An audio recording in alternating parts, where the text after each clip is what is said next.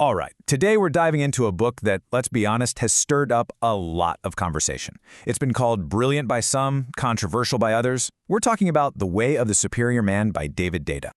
So what is this book really about? Well, Deida basically lays out a kind of spiritual guide for men trying to figure out the modern world. In this explainer, we're going to break down his core ideas for uniting the masculine and feminine within yourself to live a more purposeful life. So what's the big problem he's trying to solve? He kicks things off with a question that gets right to the heart of a pretty common modern frustration. Deida sees this fundamental tension, this core problem that he thinks is playing out in relationships everywhere. And he gives it a name, the modern relationship paradox. And the idea is a challenging one. It's this: in our totally righteous and necessary quest for social equality, we might have accidentally neutralized the very energy that creates passion in the first place. Bank accounts are balancing while passions are fizzling out. I mean, that one line really says it all, doesn't it? Deida's big claim here is that as men and women have become more and more alike in our roles and behaviors, we've lost that crucial spark of what he calls sexual polarity, that kind of magnetic, energetic difference between masculine and feminine energy. So Deida suggests we've kind of moved through these two main archetypes of men. You had the old school macho jerk, all spine, but totally closed off emotionally. Then as a reaction to that, we got the sensitive new age wimp, all heart, but maybe lacking a clear direction or conviction. Deida's whole point is that the goal isn't to be one or the other, it's to evolve into a third stage man who can bring both together, a deep, open heart with an unwavering spine. So, where does a guy even start with that? According to Deida, it all begins with the absolute foundation of a man's life, his purpose. And look, we're not just talking about his job or his hobbies. We're talking about his deepest truth, the core reason he's even here. Now that sounds intense, right? And it's supposed to.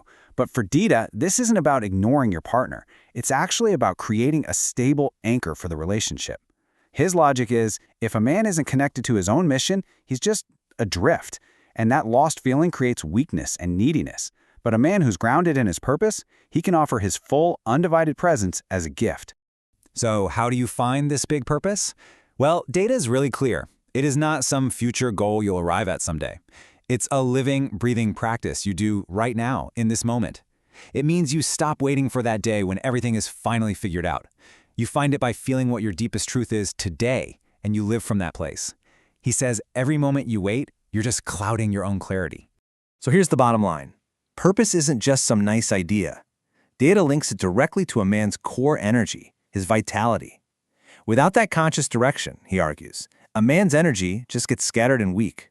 And that affects everything, not just his work, but his relationships, his intimacy, his very presence. Okay, so knowing your purpose is one thing, but actually living it, especially when life gets hard, that takes a constant, conscious effort. Deida calls this practice living beyond your edge. What exactly is your edge? Well, think of it as that precise line where your comfort zone ends and fear begins. It's that moment you hesitate, you shrink back, you sell out your own truth. A superior man, in Deida's world, knows exactly where that edge is, and he makes it a practice to live right there. And let's be clear, this isn't about being reckless. It's a really disciplined three-step practice. First, you have to get brutally honest with yourself about what scares you. Second, you consciously lean just past that point, not so far that you break, but just enough to feel that stretch. And third, and this is the most important part, you do it while staying open. You breathe into the fear instead of tensing up against it. I mean, this metaphor is just so powerful because it completely reframes how we think about fear. It's not some enemy you have to conquer. It's a feeling you're supposed to become intimate with. The whole practice is to just stay present with that discomfort, feel it all the way, and then act from your purpose anyway. So you're doing all this deep internal work, finding your purpose, living at your edge. How does any of this translate back into our relationships? Well, this is where the rubber meets the road. This is where Deida brings in his central concept of polarity. Deida uses a really simple analogy from physics class. For electricity to flow, you need a positive and a negative charge, right? For a magnet to have that pull, it needs a north and a south pole. He argues that passionate intimacy works the exact same way. It thrives on the energetic difference between a masculine and a feminine pole. It's not about one being better than the other. It's about the difference creating the spark. And here is the connection. When a man is truly living from his deepest purpose, he embodies this stable, unwavering direction. He knows where he's going. That conviction, that stability is the masculine pole. And why does this work?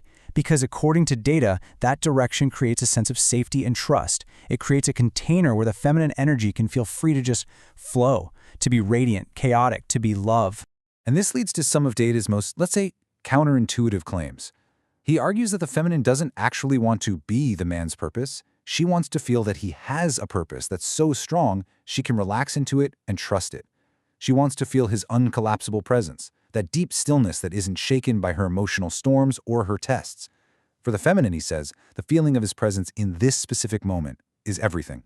Now, one of the biggest takeaways from this entire philosophy is that there is no finish line. There's no graduation day where you get a superior man certificate. It is, by its very nature, an unending, moment-to-moment practice.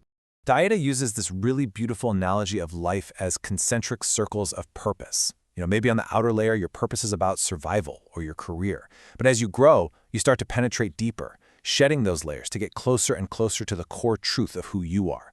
It's just a continuous journey of shedding and deepening. And this brings us to a final, really profound paradox that sits at the very heart of this way of life. The ideal is to take total ownership for everything, for giving your gift, for the direction of your life, while at the exact same time surrendering to the truth that you ultimately control nothing. It's about acting with total courage in the face of the great unknown. Ultimately, Deida's entire book is challenging every single one of us to ask this one fundamental question. He's proposing that a life of deep fulfillment isn't found in hiding from our fears, but in discovering our deepest truth and offering it fully and without apology to the world. And so that final question isn't just for men, it's for everyone. What is the unique gift that only you can give?